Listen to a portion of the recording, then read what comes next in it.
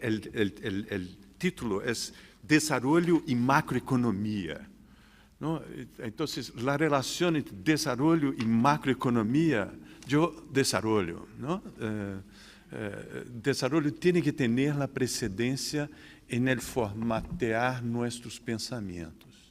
E que desarrollo, aqui vem a parte normativa, e óbvio que estou aqui um pouco contaminado por minha pertenência à CEPAL, inclusivo, competitivo e sustentável. Então, esse é um primeiro ponto que eu gostaria. Estou assumindo deliberadamente a normatividade como sendo necessária ao discutir os temas de desenvolvimento.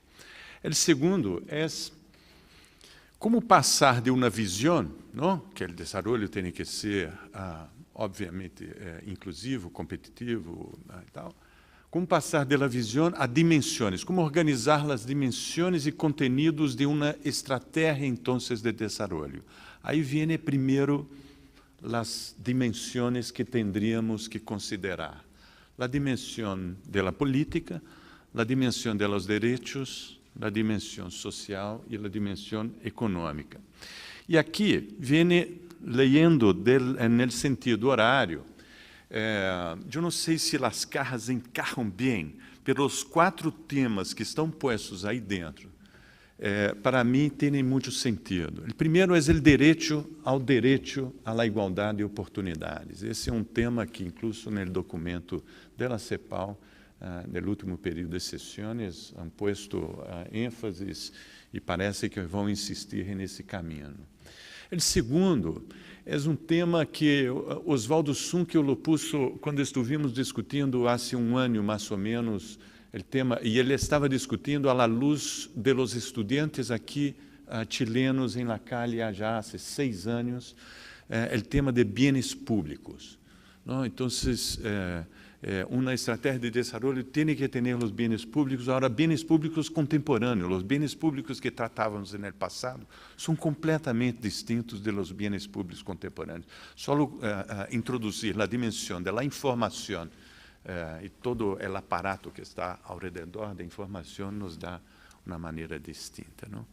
O outro é isso Chris Freeman, da Universidade de Sussex, sempre puso ênfase nisso. Aqui é o câmbio estrutural, se vocês querem, uma estratégia de desenvolvimento tem que contemplar que um país siga em um sendero onde evolui relativamente hacia atividades com alta elasticidade da renta da demanda e forte potencial de incremento da produtividade. Não é que tem que ser high-tech desde o princípio da era, não, pero que tem que evolucionar nesse sentido de fazer coisas com mais elasticidade da renta da demanda e mais produtividade a lo largo de sua história e relativamente a lo que hacía. E, finalmente, para mim, é um pouco da síntese, né? Mais e melhores postos de trabalho. Não só mais para poder absorver população, mas o melhor tem no sentido de tornar mais sofisticadas as coisas que as pessoas fazem em seu labor diário. Então, essas seriam as dimensões e conteúdos. E aqui, o próximo, é de como salimos da estratégia política, não? E aqui, nós temos que pensar que projetos de desenvolvimento são, primeiro, projetos de largo prazo, e, segundo, que são processos políticos. E processos políticos, e eu estou separando aqui, porque nossa língua não separa, não é o political e o policy. O primeiro é o political, no sentido político, não? Que os viabiliza. Construir processo implica encantar, em português podemos usar a palavra engajar, não? Engage, involucrar, primeiro, as forças políticas e sociedade civil.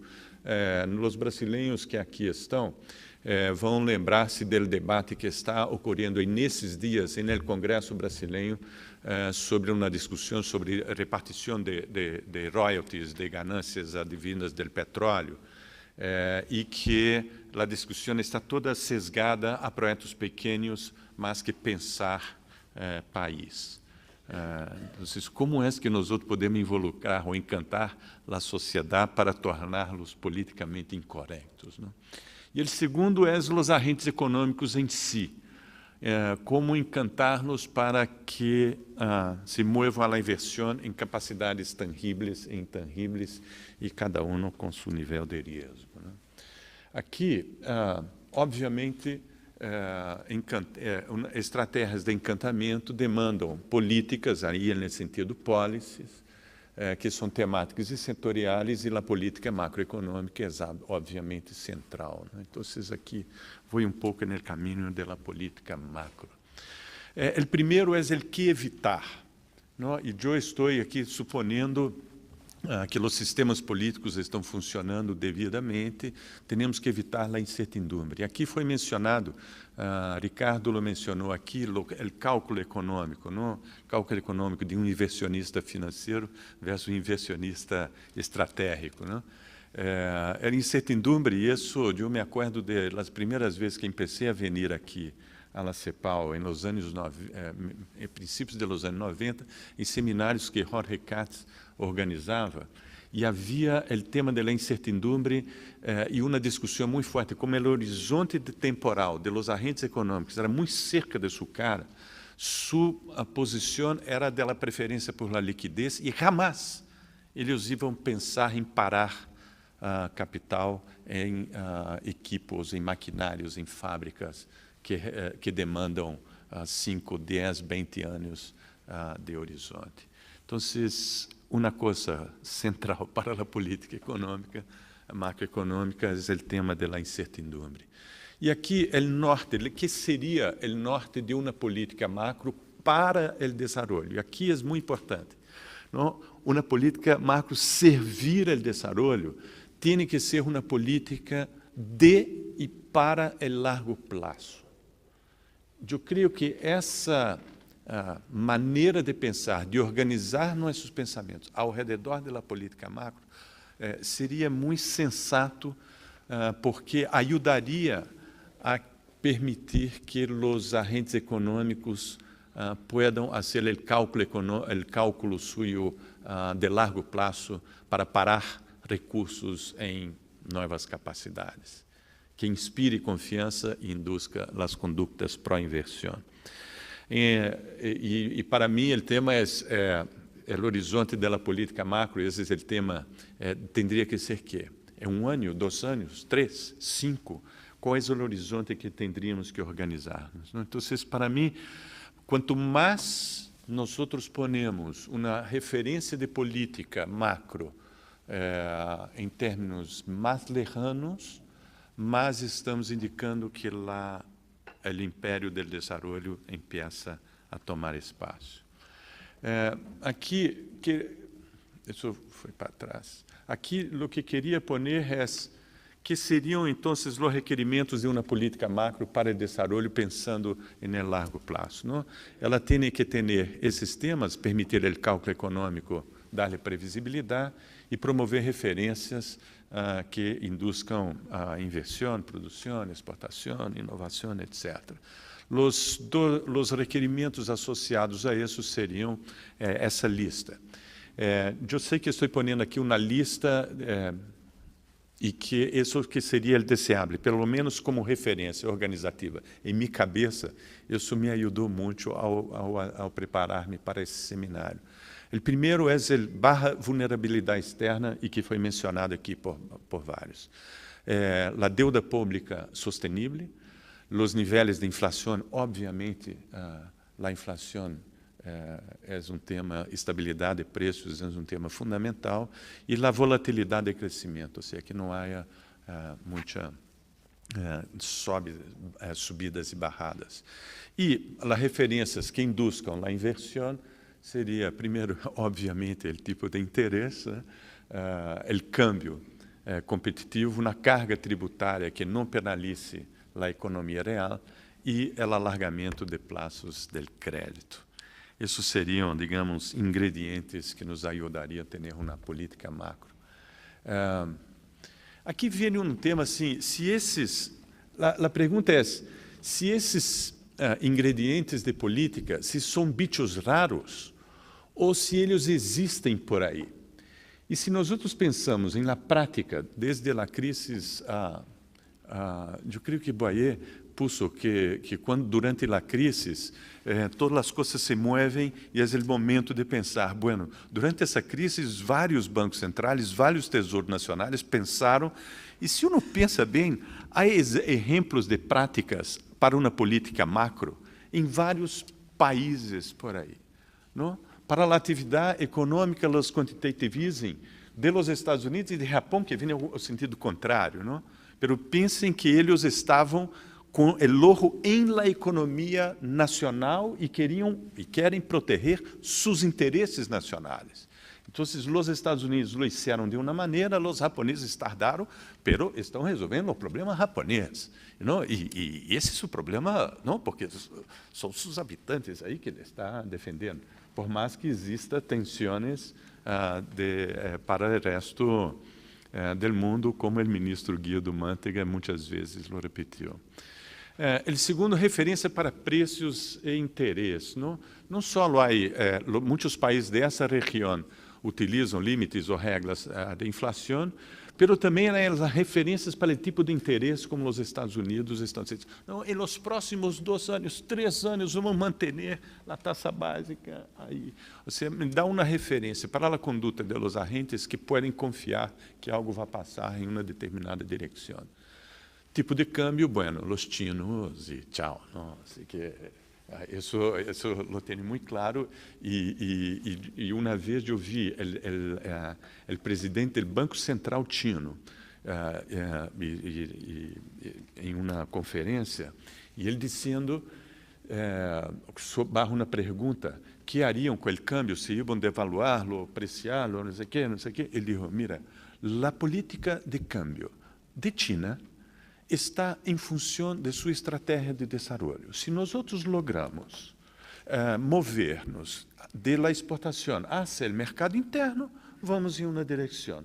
Se não lo movemos, nos quedamos em uma outra posição. Ou seja, tem o sentido do interesse nacional ao acesso político de uma maneira super clara. Não? A referência fiscal, não só a responsabilidade fiscal brasileira, como a fiscalidade contracíclica chilena, também são exemplos do outro lado da política macro.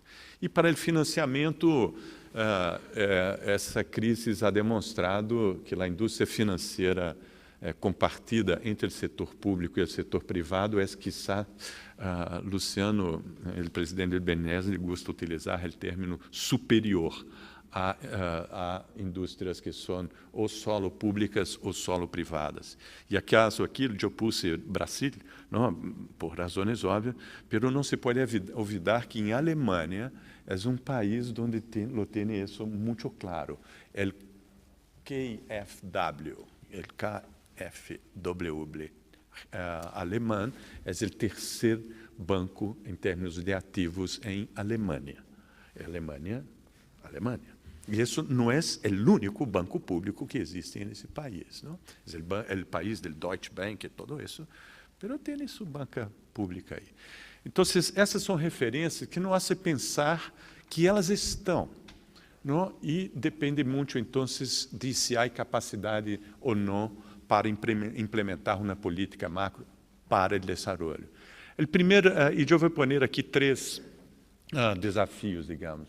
Um é a dimensão político-temporal. Se a sociedade ou se nossos políticos estão em jogo de seu ciclo de eleições ou se consegue pensar em projetos países de mais largo prazo.